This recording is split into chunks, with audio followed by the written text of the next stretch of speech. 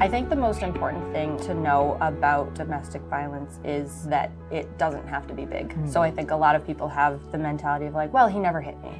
It's never okay to be treated in a way that makes you feel like less than a human.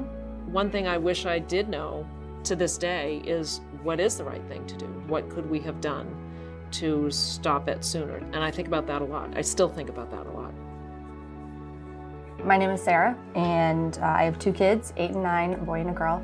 And my name is Karen. I'm Sarah's mom. So I volunteered at the Second Step because I retired early and wanted to do something. And being there as a volunteer first, I got to see how all of the advocates care so much about every single client.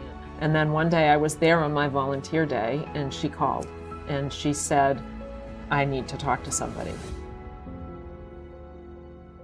I think probably the first signs that something was not right were isolating me from my family, putting very negative narratives about my family in my head. I had expectations that had to be met before he got home from work. I wasn't allowed to be barefoot.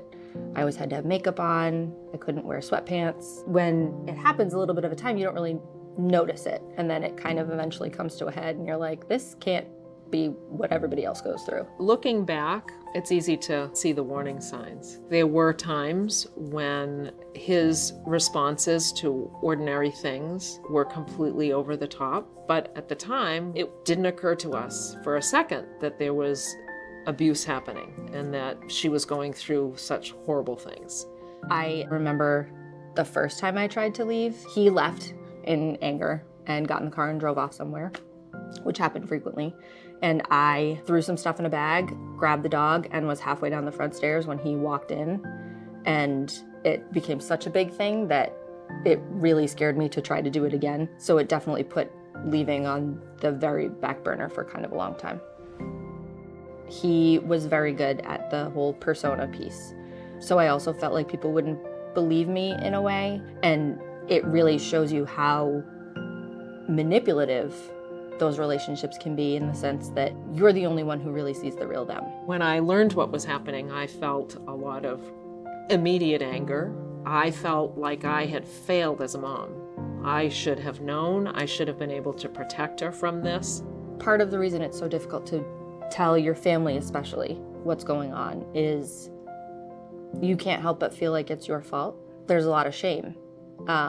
Feeling like you could have controlled it, or you could have seen it, or maybe I should have ended things earlier. I very vividly remember when I finally realized that I had to leave. One night, he was so mad at me. He ripped the footboard off the bed. He punched the headboard behind me, and then he punched the pillow right next to my face twice. And so literally the next morning, I called my mom and was like, I need a number, like now.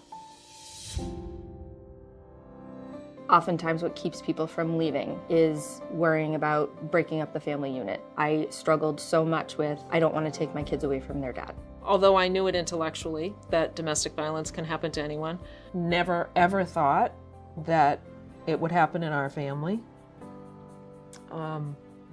But it can happen to anybody.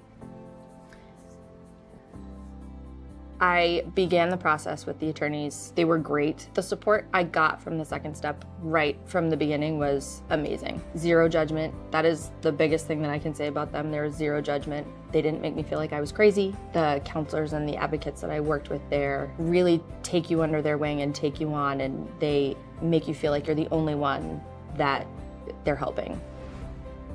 When someone comes to you, you have to believe them. No one tells you this without making themselves incredibly vulnerable. I think the best piece of advice I could give to someone in a similar situation is to find somebody to tell. Sometimes when you say it out loud, it makes it more real, and see it more as a reality than something that's built up in your own head. It's happening to you.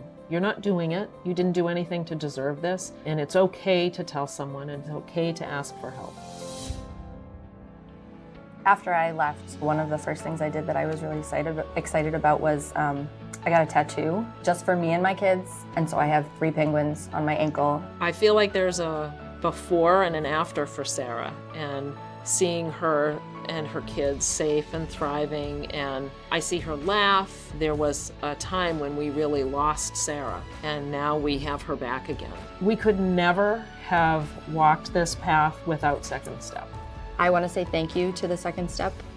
Your presence and involvement in my life has been truly life-changing. I hope that you continue to get the support that you need to be able to help other people in my situation see that life really does get better and that they deserve all the happiness.